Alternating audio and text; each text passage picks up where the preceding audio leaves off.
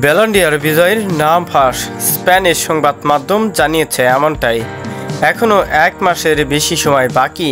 আগামী 28শে অক্টোবর প্যারিসে এক জমকালো আয়োজনে পর্দা উঠবে ব্যালন ডি'অর অনুষ্ঠানের। তার আগেই ফাঁস হয়ে গেল 2023-24 মৌসুমের ব্যালন ডি'অর জয়ীর নাম। এর আগে চলতি মাসের শুরুতে ব্যালন ডি'অরের জন্য 30 জনকে মনোনীত করেছিল ফ্রান্স ফুটবল সাময়িকী, যেখানে ভিনিসিউস, জুড বেলিংহ্যাম, রদ্রিগোদের সঙ্গে তালিকায় ছিলেন Lautaro Martinez, Emiliano Martinez, Erling Haaland, Toni Kroos, Lamine Yamal, Harry Kane, Daniel Carvajal ও কিলিয়ান এমবাপ্পের মতো তারকারাও।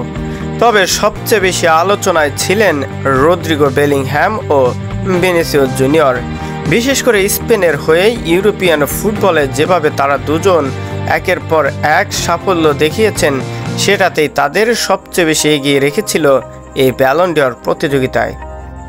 বিশেষ করে স্পেনের হয়ে ইউরো জেতার পর ম্যানচেস্টার সিটির মিডফিল্ডার রদ্রিগো ব্যালন ডি'অর লড়াইয়ে ভালোভাবে জায়গা করে নেন। অন্যদিকে রিয়াল মাদ্রিদের হয়ে চ্যাম্পিয়ন লিগ ও লা লিগা জিতে প্রথম থেকেই এগিয়ে ছিলেন বেলিংহ্যাম ও ভিনিসিউস।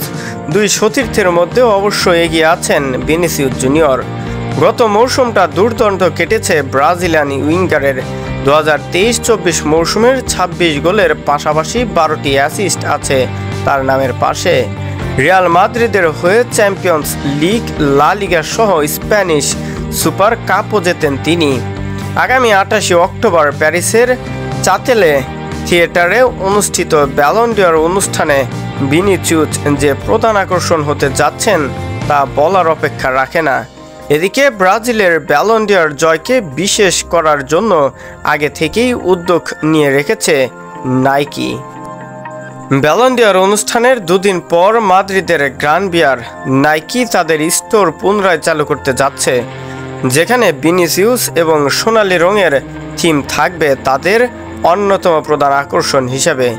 ইতিমধ্যে প্রতিষ্ঠানটি মাদ্রিদ তারকার জন্য গোল্ডেন বুটও প্রস্তুত করে রেখেছে বলে জানিয়েছে মার্কা। তবে এবার সর্বশেষ 2023-24 ব্যালন ডি'অরের সেরা পুরস্কারটা উঠতে যাচ্ছে ব্রাজিলিয়ান তারকা ভিনিসিউস জুনিয়রের হাতে।